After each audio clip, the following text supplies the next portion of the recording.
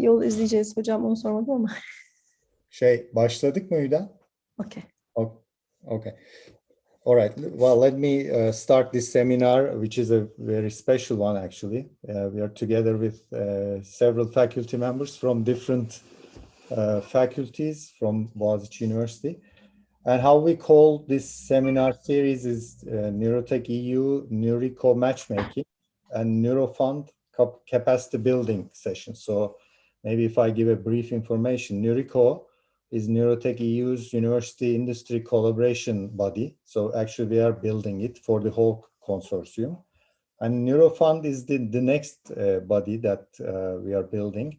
And I think with this effort, we are actually, bringing it to life.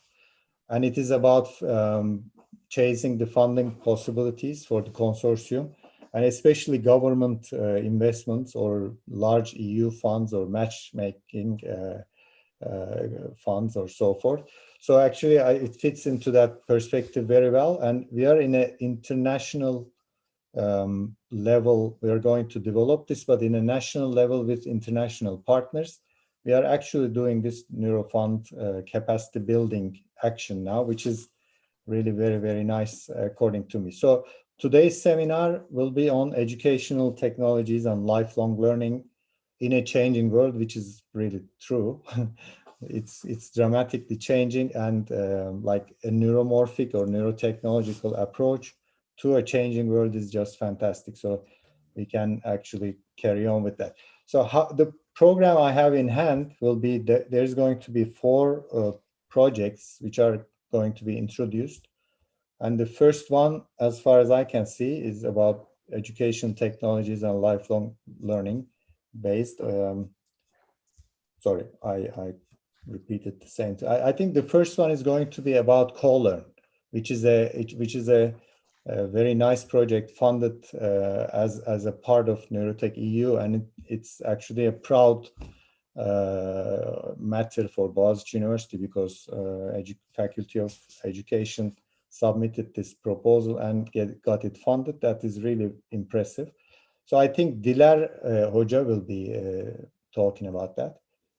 I'd like to give the floor to Diler Hoca, which will be followed by a few other projects to be presented. Okay, thank you, Can Hocam.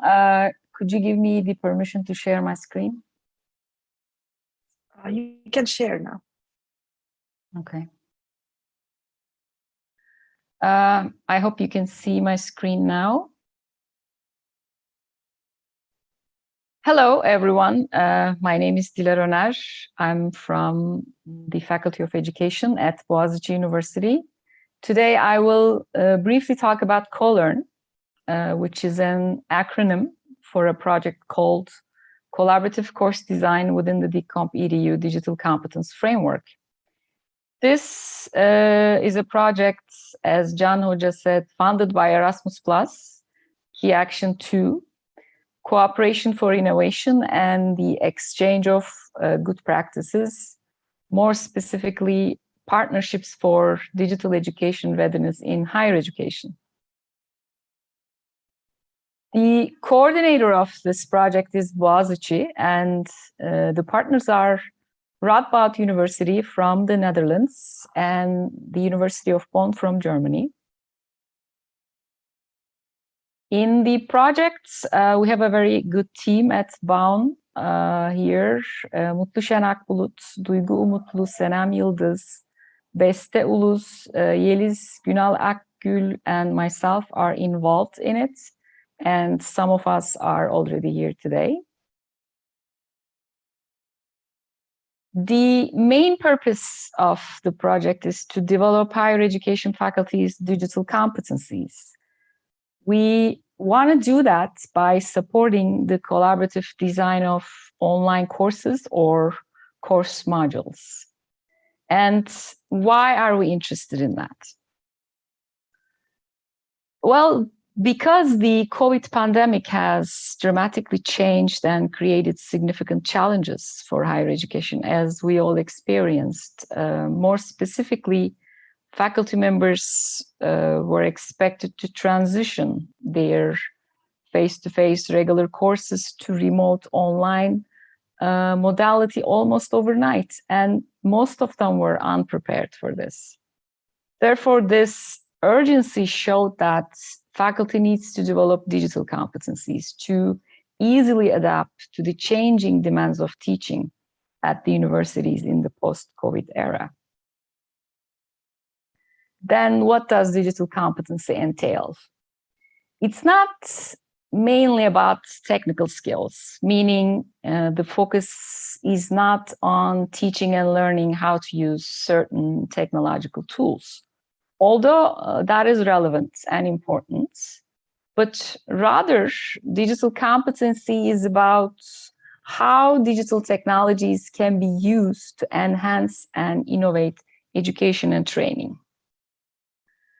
The European framework for the digital competence of educators, simply DigCompEdu, details 22 competencies organized under 6 areas. And these are professional engagement, digital resources, teaching and learning, assessment, empowering learners, and facilitating learners' digital competence.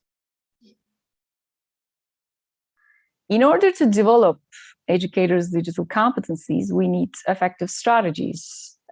Traditionally, a typical PD approach involves training programs, focusing primarily on developing faculty's technological skills or sharing digital resources created by experts. These are important, but they are not sufficient for developing advanced levels of digital competencies. Our approach is to support professional learning communities. That means it is necessary to have educators work on significant design problems and provide appropriate technological and pedagogical scaffolding so that we can support their continuous professional development, especially considering the rapidly changing nature of technologies or teaching situations. In a nutshell, our approach perhaps is captured by the famous proverb, teach them how to fish rather than give them fish. The major project activities are very briefly forming collaborative design teams from faculty members from different universities, conducting a needs analysis to understand their needs, and having participants complete the PD modules and design their online courses collaboratively, having them offer some of the selected courses to their students, and finally, evaluating faculty's digital competencies and student learning satisfaction with the courses. If you're interested in CoLearn as a participant, then you can fill out the form I'm going to be sending through chat, or you can scan the QR code I'm showing on the screen. And thank you for your attention, and please consider participating. Thank you. That's great. Thanks very much. I'm sure many will be participating. So how we could maybe do it is carry on with the talks and then have a discussion afterwards, right? If that's okay, we can maybe shift to the second project. As far as I remember, Duygu Hoca would be presenting it. Am I correct? Because many things happen. Yes, Can Hocam. Yeah. Right. Okay, thanks Yes. very much. The floor is yours. Thank you.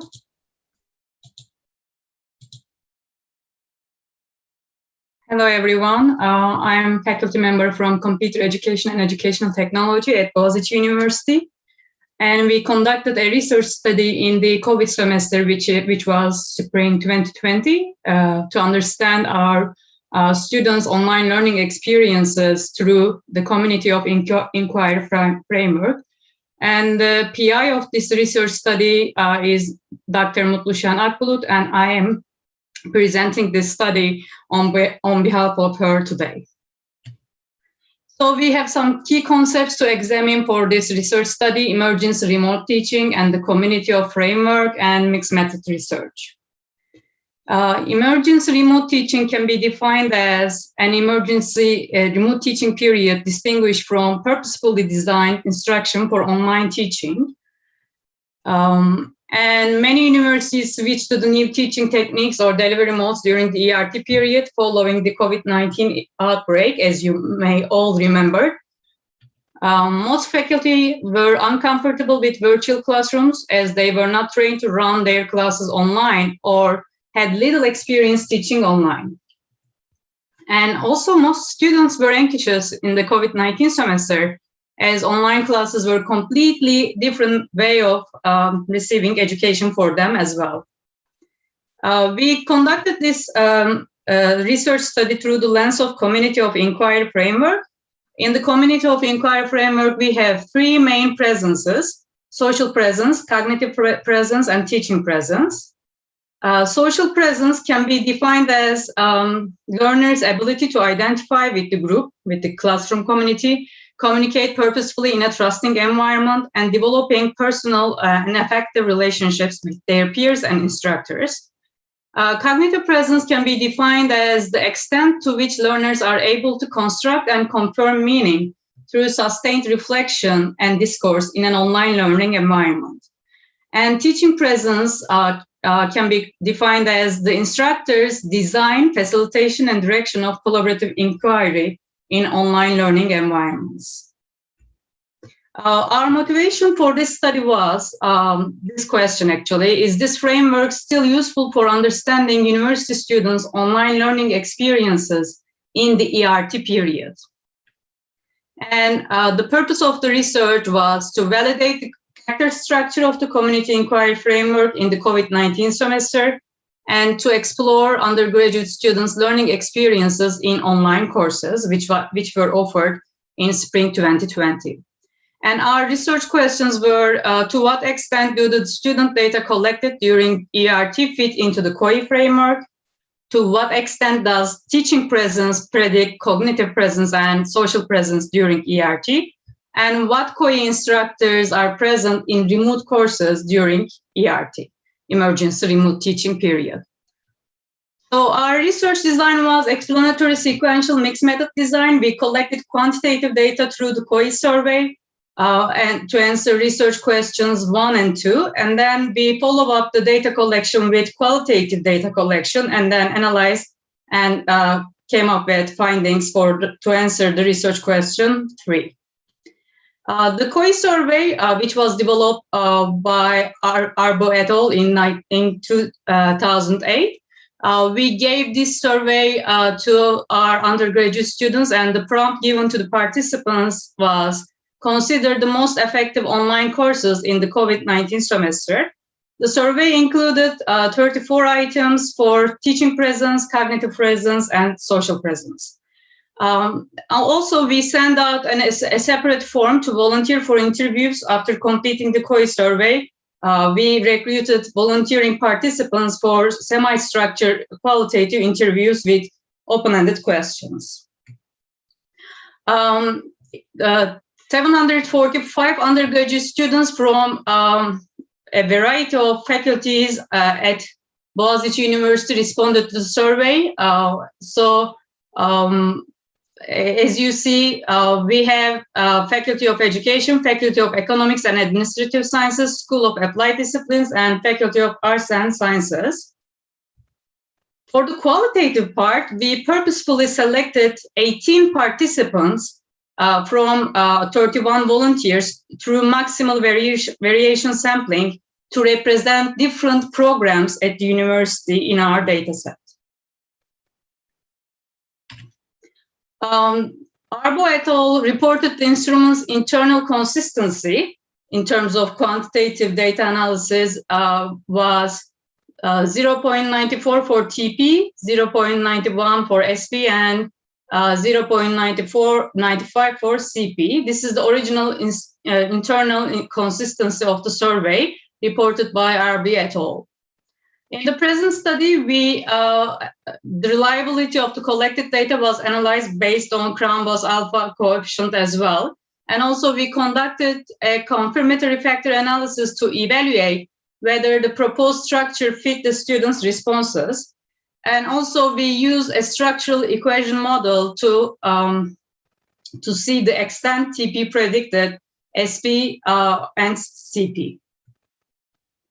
For qualitative data analysis, we use Bogazici's hybrid approach to thematic analysis. Before the data analysis, the first and second authors first reviewed the COE framework together, and then we created a coding scheme, included codes from the literature of online education and the COE framework. Afterwards, we analyzed 3 interviews together and created emerging codes from the generated from the data. And in the second cycle of coding, each author coded 7 interviews individually. And finally, we discussed analysis to reach a consensus on developing a codebook. And as the final step, we compared the codes from 4 interviews through data parsing. To ensure trustworthiness in our qualitative data analysis, we use several strategies. Researcher triangulation was one of them. The first and the second authors conducted the data, coded the data independently. So in this way, we ensured researcher triangulation, and an experienced qualitative researcher who was not involved in data coding also provided peer debriefing on the codebook. Okay, when it comes to quantitative results, we evaluated data's reliability based on Cranbos alpha coefficient, and it was 0.98 for TP, 0.94 for SP, and 0.97 for CP. So these are all excellent internal consistency. When we conducted confirmatory analysis, we saw that we have factor loadings for TP, SP, and CP, as I highlighted, and all these correlations between items and factors were significant. You can also see the values in the table. And this figure shows us actually TP, teaching presence, strongly predicted social presence and cognitive presence of students. And also you can see from this figure, the relationship between TP and CP was stronger. It was 0.82, was stronger than the relationship between TP and SP. It was 0.63. For the qualitative analysis, we started from the original community of inquiry categories and indicators. In the original COE framework, we have 3 categories for each elements, we can say. For teaching presence, we have design and organization, facilitating discourse, direct instruction. For social presence, we have open communication, group cohesion, and effective expression. And for cognitive presence, we have 4 categories: triggering event, exploratory, integration, and resolution. These are the original COE categories. Now we can take a look at what we have found from our qualitative data. In terms of TP elements, the interview participants highlighted the importance of effective course design and organization, facilitating discourse, and assessment and evaluation. We took these as categories and we examined the data more to find out indicators from the interview data. For effective design and organization, participants highlighted that when they have extended access to course materials on learning management systems, and when instructors plan and share their course materials timely, and when instructors design engaging live class sessions, they feel like the teaching presence is higher in these courses. Also, it is very important for instructors in online learning environments to encourage participation, to encourage students to ask questions, and to facilitate discussions. Another category of the teaching presence that emerged from our data was assessment and evaluation. When instructors plan quizzes, when instructors conduct authentic assessment, and also they conduct fair evaluation in online learning environments, then we can say that teaching presence is supported. When it comes to CP, we have 3 categories. As you may remember, we had 4 categories in the original COE framework, but our data set revealed 3 main categories. When instructors provided authentic content, this actually triggered meaningful learning for students. And also when the comments of their peers were visible to learners, then they felt like they were sharing their opinions with classmates freely, and they explored the course content more. And also, as the final project, usually how they conceptualize, how participants conceptualize it actually, when the final project of courses was an authentic product, then they had a chance to implement their ideas, like put their ideas into practice through producing original artifacts. In terms of social presence, when instructors get feedback from students, we can say that student voice has increased in course design. And when instructors encourage community building among students, and when when instructors facilitated peer interaction and active participation of learners, then learners' social presence was supported. So our qualitative data analysis exemplifies how the relationship between TP, CP, and SP unfolded in online classes during the COVID-19 semester. Well, when the participants were asked which course was the most effective for them during the COVID-19 semester, they all described, this is very important, what the instructor did in the course. And also qualitative data analysis yielded 229 codes for TP, 111 codes for SP, and 59 codes for CP. So this qualitative finding kind of implies that our qualitative results align with quantitative results. We will see how it occurred in a minute. So I would like to also present some sample excerpts from our interviews. For instance, this is a key finding about providing authentic content, and it shows us the relation between TP, teaching presence, and cognitive presence. When the instructors integrated authentic content into their live class sessions by creating meaningful learning activities and facilitated discussions, the sessions became more engaging for students and more cognitive presence was observed. And on the right-hand side, you may see a sample excerpt from participant 4. When instructors connected the course content to their students' real lives, then that content becomes authentic and a more cognitive presence is observed in online classes. Key finding for the relation between TP and SP is about designing group works. When instructor designs group works and discussions, this kind of activities facilitated community building. And you can also see the sample excerpt from participant 18.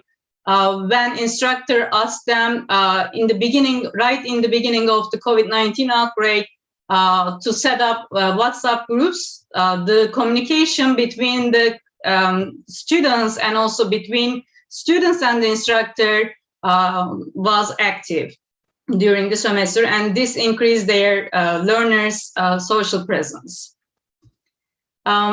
For the relation between TP, SP, and CP, we can say that peer feedback was key.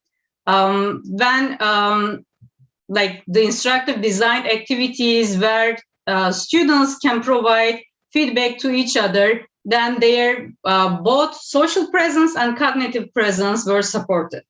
And we have another sample excerpt from participant 2. They conducted peer feedback sessions on Moodle because the instructor opened a discussion forum and every student in the class gave feedback to each other. So previous studies reported actually that TP teaching presence strongly predicted both SP and CP in online classes. Our quantitative results also confirm that teaching presence is a significant predictor of SP and CP. Compared to the previous research conducted in regular online learning environments, this present study shows that teaching presence became even a stronger factor that shapes students' online learning experiences in terms of CP and SP during the ERT period. We can say that during the COVID-19 semester, TP gained even more importance in terms of shaping students' online learning experiences. The qualitative findings of the current study also align with the result that TP was a strong predictor of CP and SP. We can say that when instructors encourage student participation, facilitate discussion, and incorporated authentic content into their courses, these are, by the way, 2 TP indicators, students actively became involved in the learning process by becoming more cognitively present. So we can see the relation between TP and CP here. Also, enacting TP by encouraging student participation in the discussions interacted with students' SP. When instructors scaffold student participation through questions, students are involved in peer interaction and become engaged in the course more, and these are also SP indicators as shown in the literature. As a conclusion, we can say that whether instructors adapted their courses to online modality, reconsidered assessment tools for online teaching, remained accessible during and after live class sessions, and obtained students' feedback about course activities, relate to the extent of students' perceptions of cognitive presence and social presence in those classes.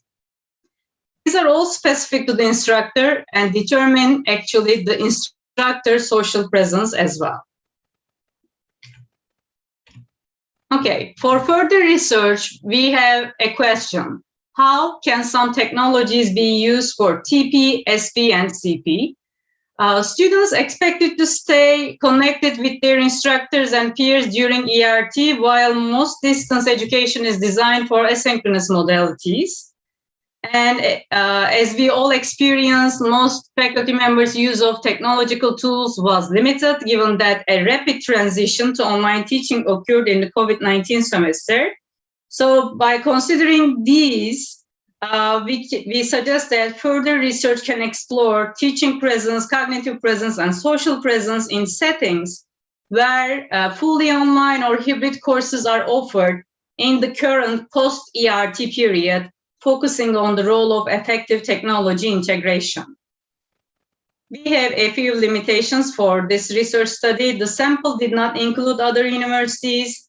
We couldn't observe actually what actually happened in the courses. We just analyzed students' perceptions. And we didn't have additional data sources such as course materials, syllabi, or students' exams or projects. I think this is all. Thank you very much for listening. Thank you very much for this wonderful presentation.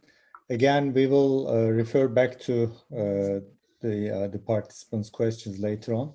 But one thing occurred to me, you indicated there may be technologies developed to elevate these actions and make them more effective.